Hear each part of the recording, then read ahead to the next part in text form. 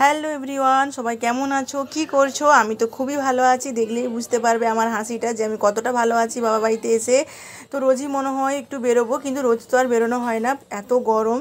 তো ভাবলাম বোনরা মিলে একটা দিন অন্তত বেরোই। ওই দিন তো দাদাদের সাথে বেরিয়েছিলাম, আজকে দাদা বৌদি কাউকে নিইনি, আমরা সবাই বোনেরা মিলে বেরিয়েছি। আমরা 4 বোন, তো ওরা আছে, বাচ্চারা আছে, আর ও সৈকত তো আছেই।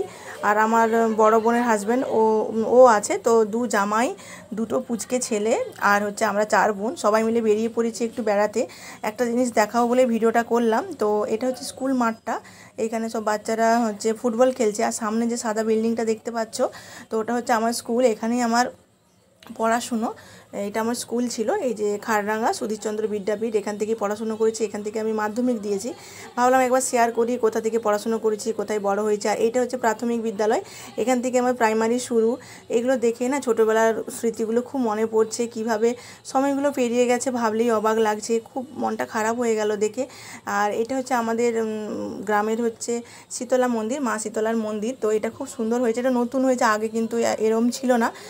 আমার যখন বিয়ে হয় তার আগে কিন্তু এটা মাটির ছিল। তো আমি এটাই ফার্স্ট টাইম দেখছি, আমার আসা হয় না এই দিকটাতে। তো এই মন্দিরটা কত সুন্দর হয়েছে দেখো।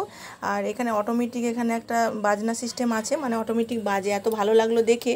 তো তখন সন্ধ্যা আরতি হচ্ছিল, তার আগেটাতে আমি গিয়েছিলাম, এত ভালো লাগলো, ভাবলাম একবার অন্তত দেখাই।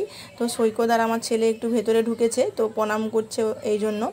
আর তোমরা দেখে বলো যে আমাদের গ্রামটা কীরকম আর কেমন লাগলো আমার স্কুল, আমাদের হচ্ছে মন্দির দেখে। আরেকটা জায়গা আছে দেখাচ্ছি, এটা হচ্ছে বাবা মহাদেবের মন্দির। তো এটাও খুব সুন্দর, ওই মন্দিরটা থেকে কিছুটা দূরে এটা। এইখানে সমস্ত কিছু পুজো আচারগুলো হয়, এইখানে যে রিচুয়ালসগুলো হয় না, ওই সময় যদি কখনো আসি অবশ্যই আমি শেয়ার করব। এই মন্দিরটাও খুব সুন্দর। চলো টাটা, বাই বাই।